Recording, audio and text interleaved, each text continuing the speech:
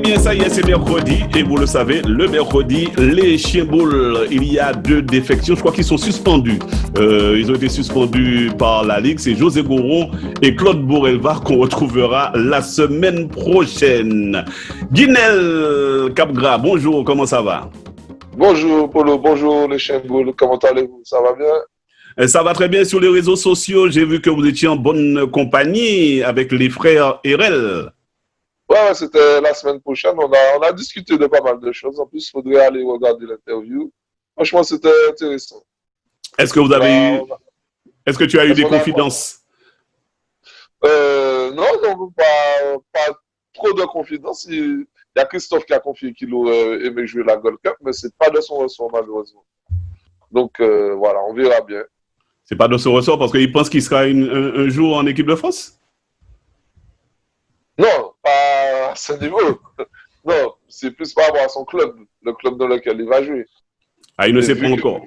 Parce qu'il semblerait qu'on ne veuille pas de lui, du côté de Nice, d'après ce que j'ai compris. Stéphane, bonjour. Bonjour Polo, bonjour aux chiens boules. Alors je ne sais pas, j'espère que vous allez tous bien. Je ne sais pas si on ne veut plus de Monsieur Erel à l'OGC Nice, mais c'est vrai qu'il y a des articles qui apparaissent dans la presse et qui signalent qu'il serait sur la liste des joueurs transférables durant ce mercato d'été. Jean-Luc Bélance qui a des sources, ces sources, je ne sais pas où est-ce qu'il les prend, mais les sources ne sont pas taribles pour le moment, Jean-Luc. Comment ça va? Bel bonjour. Bonjour Polo, bonjour à tous les amis qui sont là et surtout aux auditeurs et à tous les chiens boules de la Martinique qui nous écoutent et qui nous regardent en plus. Oui, ça va. Nous avons des informations qui souvent sont officielles. C'est vrai. On peut utiliser des informations non officielles. Voilà. Je ne sais pas si les frères Erel ont dit à Guinel, est-ce qu'il pense revenir au River Sportif? À venir. Non, ce n'est pas un programme, ça, je pense. C'est pas pour sitôt, ça, Jean-Luc. Hein? Comment? C'est pas pour bientôt, ça. Hein? Faudra patienter quand même. Hein? Oui, tout à fait. Ouais. Damien Rosa, bonjour, comment ça va? Eh ben, bonjour Polo, bonjour à tous les chiens boules qui nous écoutent et nous regardent. Bonjour à tous les amis autour. Tout va bien, hein? Comme je t'ai dit, on est en congé, tout va bien. Ah, vous êtes en congé, mais la saison c'est bientôt. Alors la reprise c'est pour quand? C'est d'après ce que j'ai appris, tu as repris l'entraînement. Donc on te verra avec un sifflet sur les terrains de la Martinique. J'étais en préparation physique et il y a eu un test théorique hier soir d'ailleurs. Test physique c'est le 23 juillet. On n'a pas encore de lieu. On attend les réponses des municipalités à qui on a proposé de nous passer un terrain. Et puis on attend la reprise.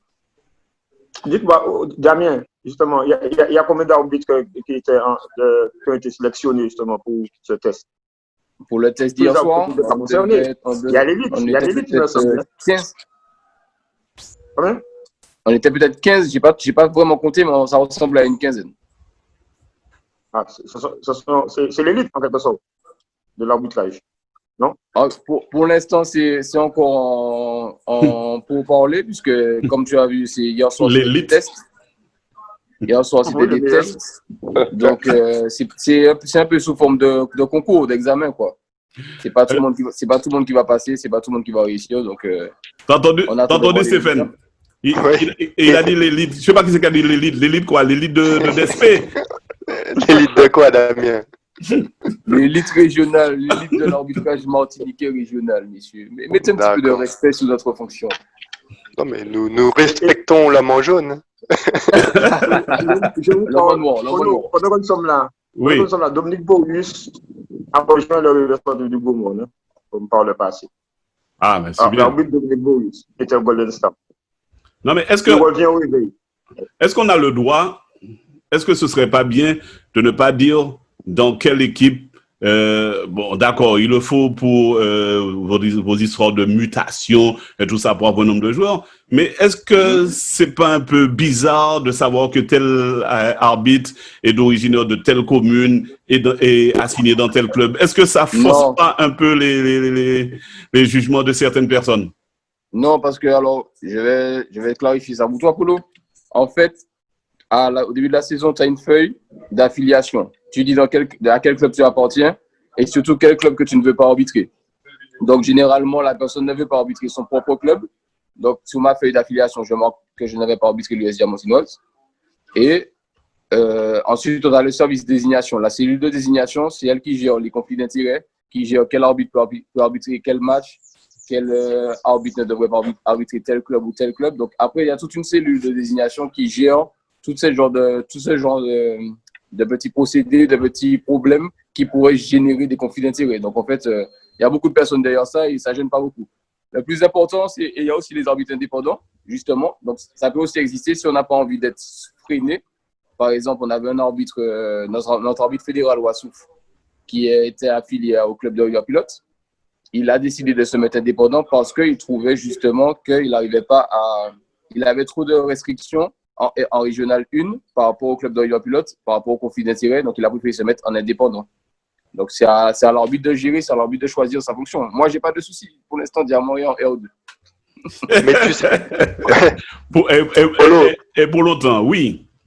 Oui, que l'arbitre soit affilié à un club ou pas, ça importe peu parce que même si Damien se met indépendant, on saura toujours qu'il est diamantinois. Donc, même si Wassouf n'arbitre plus pour le Racing Club Rivière Pilote, Polo, si Wassouf fait gagner le Racing Club Rivière Pilote, on va dire oui, mais avant il était de Rivière Pilote. Donc c'est un peu difficile de cacher d'où vient un arbitre en Martinique. Ouais. Sur une île, on sait d'où vient quel arbitre. Voilà, et on saura pareil, si le réveil monte avec 40 points d'avance, on saura qui a arbitré le plus de matchs. Il y a beaucoup de... Quand appartient au club, comme Damien l'a dit, l'arbitre ne va pas officier pour le match de ce club, même pas la touche. Sauf en cas d'absence d'un arbitre désigné, il peut faire office de bénévole à ce moment, à la rigueur. C'est vrai. Damien, dis-moi, est-ce qu'il y a un nombre de clubs que tu peux demander à pas arbitrer ou tu as un nombre en fait? On va te dire, tu choisis 2 équipes que tu peux pas arbitrer, le reste, tu es obligé d'arbitrer. Non. Alors, tu es libre de mettre le nombre de clubs que tu veux pas arbitrer. Tu es libre de mettre qui tu veux. Damien, as-tu mis que tu ne voulais pas arbitrer le club franciscain l'année prochaine? Absolument pas. Absolument. J'ai mis aucun club. Aucun club à part lui. Je voulais pas poser la question, tu as posé la question, Stéphane. C'est bien. Non, mais Guinel, c'est nous-mêmes, il y a juste tout le monde qui nous écoute, mais on peut poser les questions. Non, il faut savoir que peu importe l'incident, peu importe, il y a eu des commissions compétentes. Le travail a été fait. J'ai aucun souci avec aucun club, que ce soit mon incident avec le Golden Lion, mon incident avec le club franciscain. J'ai aucun souci avec aucun club, je reste neutre, impartial. J'ai mis aucun club à ne pas arbitrer. Et s'il faut retourner sur n'importe quel terrain, je retournerai sur n'importe quel terrain. Mais messieurs, mais Damien, il y a des clubs qui peuvent demander à ne pas avoir cet arbitre-là, tel ou tel arbitre. J'ai pas entendu. Il y a des clubs qui peuvent demander à ne pas avoir tel ou tel arbitre. Absolument pas. Absolument. Il n'y a pas l'inverse. Il n'y a pas l'inverse. Ah bon, un club n'a pas le droit de dire non, c'est Michel qui a arbitré, moi, pas aller. Jamais de la vie. Alors là, on serait mal barré. Ah bon, donc l'arbitre a le droit de dire moi, je ne vais pas arbitrer telle équipe. Et le club n'a pas le droit de dire, mais pourtant j'entends parler de tel arbitre n'est pas souhaité par tel club. Et puis souvent. Non, ça c'est des bruits de couloir. Si c'est le club qui ne veut pas un arbitre, ça c'est des bruits de couloir. Jamais la Ligue ne va tolérer qu'un club refuse tel ou tel arbitre, puisque c'est la Ligue qui est décisionnaire des désignations. Et ensuite, pour l'arbitre qui décide de ne pas arbitrer tel ou tel club, ça reste dans le secret. Moi, je vous l'ai dit parce que moi, j'assume tout ce que je dis. J'assume tout ce que je fais. Je vous ai dit clairement que c'est l'US Diamantinoise seulement que je n'arbitrerai pas. Mais tous les autres arbitres qui décident de mettre des clubs qui ne veulent pas arbitrer, ça reste dans le secret professionnel, ça reste au niveau de la CRA, de la Commission régionale des arbitres. Et ce n'est jamais divulgué publiquement. Cette liste-là n'est pas publiée publiquement. Ça reste entre l'arbitre et la Commission régionale des arbitres. Alors Stéphane, là on a un scoop, hein? Il reprend le sifflet. Oui, apparemment, Damien Rosa va reprendre le sifflet sur les terrains martiniquais. Tu as quel objectif pour cette saison, Damien? L'objectif est simple. Hein. Les 2 saisons la saison qui est passée, là, il n'y a pas eu de il n'y a pas eu de classement par rapport au Covid et tout ça. La saison juste avant, j'avais reçu un titre honorifique par RCI, par les médias, de meilleur but de la saison. Mais ça reste la même lignée, hein, d'enchaîner les meilleures notes, les meilleures prestations possibles, de pouvoir accrocher la CONCACAF. Parce que bien entendu, si j'ai décidé de reprendre le sifflet, c'est aussi parce que la CONCACAF m'a beaucoup sollicité par rapport à la Gold Cup 2021 et par rapport à des objectifs qu'ils avaient fixés pour moi. Et puis, cette pandémie-là aussi m'a beaucoup fait réfléchir sur le fait que tout peut s'arrêter du jour au lendemain. Hein. On ne sait jamais. La nature reprend ses doigts.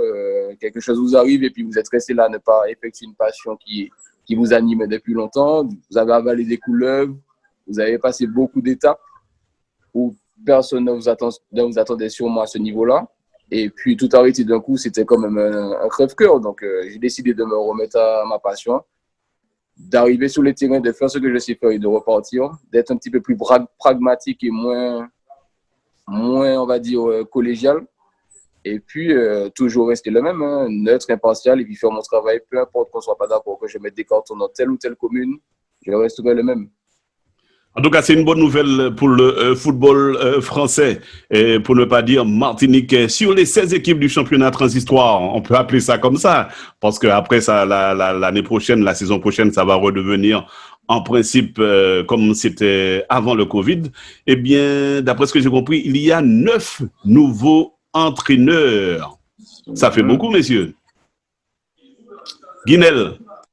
Mais les entraîneurs bougent presque plus que les joueurs là. Enfin, au début de mercato, c'était un jeu de chaises musicales. Mais là, ça s'est calmé. On va voir ce que ça va donner avec les nouveaux entraîneurs, puisque c'est des nouvelles équipes à rebâtir, de nouveaux objectifs à se fixer. Donc, on va voir ce que ça va donner. Stéphane? Oui, le jeu des chaises musicales a bien fonctionné durant ce mercato au niveau des entraîneurs. J'ai vu que pas mal de clubs ont repris l'entraînement d'ailleurs dès hier. J'ai vu le Racing Club de Saint-Joseph, le Good Luck, j'ai vu l'Aiglon, j'ai vu plusieurs clubs qui commencent à... Le club colonial a repris lundi et la Samaritaine depuis la semaine dernière, il me semble. Ouais. Donc les objectifs sont lancés. Et le réveil sportif reprend quand? Le 13. 13 quoi? 13 octobre? Lundi prochain. Lundi prochain. 13 juillet. Ah ben on vient. Ben c'est fait, on ira faire un reportage. Ah, on peut aller au réveil sportif, voir comment ils ont vécu la descente et comment se présente la nouvelle saison. Absolument. Ah bon, on ira faire ça. Alors ça a bougé, mais à constater quand même que l'entraîneur du champion reste à la Samaritaine. Ne vous battez pas pour répondre. Hein. Ah non, mais comme tu donnais les personnes qui devaient répondre. Ouais, c'est ça. Jean-Hugues. Oui, mais c'est logique. Hein. Il est champion, même si le championnat n'est pas arrivé à son terme, mais je pense que cette année, il fera tout pour confirmer, hein, avec les recrues qu'ils ont fait. On garde ce titre. Donc, c'est normal que Billy Misas et son staff restent à la tête de la Samaritaine. Stéphane? Oui. On ne change pas une équipe qui gagne, et lui, c'est l'entraîneur de l'équipe qui gagne. Donc, pourquoi partir? On connaît tous l'effervescence de la Samaritaine. Pour quitter le club, il faut de très bonnes raisons. Et là, il est champion. Il est champion, il a un effectif stable, il a des recrues. Tout le monde croit. C'est un des meilleurs entraîneurs martiniquais. Tout est en place pour qu'il fasse une saison supplémentaire de qualité. Damien? Oui, non, je pense comme Stéphane a dit, hein, il y a un projet en place, il y a un staff qui est en place, il y a une idée. Ils ont recruté intelligent. Donc, je pense que ça, lui aussi, il doit avoir une part dans ce recrutement-là. Donc, je pense qu'il a étoffé son équipe à sa guise, à son image. Et il n'y a pas de raison de changer. Ils sont sur un beau projet, ils sont sur une aventure, il y aura aussi des nouvelles échéances, puisqu'ils ont terminé champions. Donc, il y aura les clubs champions de la Caraïbe, il y aura d'autres compétitions. Il y a beaucoup de challenges alléchants. Donc, je pense qu'il n'avait aucune raison de quitter la Samaritaine et son fervent club de supporters. Guinel. Moi, je pense que c'est maintenant justement qu'il sera encore plus attendu, vu qu'ils ont été champions, enfin, dans des conditions particulières, et qu'ils ont fait un gros recrutement. Donc, je pense que c'est là qu'on va encore plus attendre sur Guy Michel. Mais bon, après, je m'inquiète pas pour lui. Je pense qu'il va savoir gérer. Ils ont bien recruté, ils ont plusieurs compétitions. Ouais, je pense qu'il va bien gérer ça avec Gaël. Ça va se faire normalement, je pense. Avant de terminer, messieurs, j'aurais aimé quand même qu'on parle un petit peu de ce monsieur que l'on appelle Cristiano Ronaldo, qui est devenu hier le premier joueur de l'histoire à inscrire 25 buts en championnat sur une seule saison en Serie A. C'est pas mal hein, pour un garçon de 35 ans.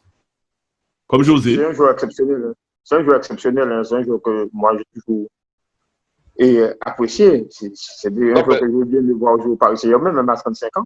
C'est vrai, c'est un excellent joueur qui confirme ses talents de buteur. Hein. Très adroit devant les buts. C'est un monsieur. En tout cas, c'est un monsieur.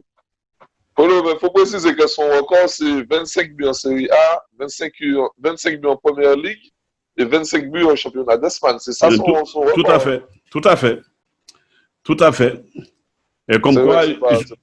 Oui, Stéphane. Non, je disais, il a brillé dans tous les championnats dans lesquels il est passé. Hein. Il a commencé au Portugal, après l'Angleterre, l'Espagne, l'Italie. C'est vrai que ce serait un plaisir de le voir un jour jouer dans le championnat français, mais il y a peu d'espoir et puis il arrive en fin de carrière. Nous connaissons pas mal de personnes en fin de carrière et qui s'en sortent, comme Ibrahimovic, par exemple. Voilà. J'ai cru que tu allais dire José Gouron. J'ai failli le dire. J'ai failli le dire. Et pour terminer, messieurs, vous l'avez entendu, Juninho qui a envoyé, je ne sais pas, ce ne sont pas des balles blancs, vers Neymar. Vous avez entendu parler de ça? Il disait que Neymar, c'est la vieille mentalité, comment dirais-je, brésilienne. Il ne pense plus qu'à l'argent qu'au projet. Vous en pensez quoi? Pinel? Après Jean-Hugues, qui est supporter du Paris Saint-Germain, Stéphane aussi, et puis on va poser la question en dernier aux Marseillais. Moi, sincèrement, je ne pense pas que Neymar pense encore à l'argent. Il a plus à s'inquiéter de l'argent concrètement. C'est plus son plaisir qu'il prend en fait, plus jouer. Il s'amuse en fait, comme s'il était dans son jardin qu'on va dire qu'il s'intéresse à l'argent. Si c'était pour l'argent, je pense qu'il serait déjà parti ou bien il aurait déjà fait autre chose. Je ne pense pas qu'il soit vraiment sur l'argent. Il est plus sur son côté spectacle et s'amuser, ça oui, mais l'argent, je ne pense pas réellement. Il n'a plus ce problème-là, il n'a plus à s'inquiéter pour ça. Jean-Hugues Bélance. Pour moi, l'objectif numéro 1 de Neymar, à mon avis, c'est de prendre ce ballon d'or. Hein. C'est vrai, il a envie de gagner ce ballon d'or et l'argent, ces gars-là sont déjà pour un milliardaire, hein, donc ces gars-là ne courent peut-être pas après l'argent, plus après l'honneur, quoi. C'est-à-dire que gagner un ballon d'or pour lui a beaucoup d'importance. Hein. L'argent est déjà là. À mon avis, l'argent est déjà là. Donc c'est géré, mais je ne pense pas qu'il a cette mentalité. Ça, c'est moi. Hein. Je ne pense pas qu'il a cette mentalité de vouloir gagner encore plus d'argent. Stéphane. Guinel et Jean-Hugues ont tout dit. Je ne pense pas qu'il puisse s'inquiéter financièrement. Il a mis au moins 5-6 générations derrière lui à l'abri financièrement. Hein. Donc après, est-ce qu'il pense à son image? Est-ce qu'il pense aux réseaux sociaux? Peut-être. C'est une image de marque. Neymar est une marque à lui tout seul. Donc peut-être, mais ça reste un compétiteur, un très grand joueur de football. Et les autres aiment le critiquer, mais ça leur fait de la pub aussi. Donc, c'est difficile à dire. Non, mais entre nous, en 2020, quel joueur qui ne va pas jouer pour l'argent? José Gouron. Ah oui, mis à part José Gouron, Damien. Non, comme les collègues ont dit, je ne pense pas que ce soit financièrement, c'est plus une question financière. Après, je pense que le problème a toujours été le professionnalisme. Il est plus sur, comme Stéphane l'a dit, c'est une image de marque, donc il a beaucoup de choses à gérer. Il a les réseaux, il a les publicités, il a une image à créer autour de tout ça. Ça touche peut-être au professionnalisme. Tu parlais de Cristiano Ronaldo tout à l'heure. Pour moi, c'est la figure incarnée même du professionnalisme. C'est quelqu'un qui vit, qui respire le football tous les jours. Neymar, il s'est peut-être écarté un petit peu du football, mais ça reste quand même un joueur de grand talent. Ça reste un joueur et je pense aussi qu'il a comme ambition le ballon d'or, hein, parce que bon, c'est quelque chose qui lui manque à son palmarès. Donc je pense qu'il sera toujours omnibulé par ça. Et c'est peut-être ça aussi qui lui fait penser à l'individualisme et pas assez collectif. Donc je pense qu'il y a beaucoup de petites choses à gérer, mais je pense que c'est surtout un joueur qui a besoin d'un bon entourage autour de lui. Je pense qu'il est au Barça, il avait cet entourage-là. Au PSG, je ne sais pas trop. C'est peut-être le cœur marseillais qui parle. Je ne sais pas. Je ne trouve pas qu'il y ait un cadre qui puisse gérer ce genre d'ego-là au PSG. Mais après, il faut voir. Ça reste quand même un joueur de très grand talent qui adore le football. Les Brésiliens, c'est le ballon. Donc, faut voir. Mais je ne pense pas que l'argent, ça soit un problème. Alors, messieurs, cette saison, pour terminer, cette saison qui arrive là à partir d'août, est-ce que ce sera une belle saison? Est-ce qu'on aura de très, très, très beaux matchs, mais des matchs vraiment, ce qu'on appelle des matchs, hein, pas du 8-0, 9-0, bon d'accord, le réveil sportif n'est plus là. Mais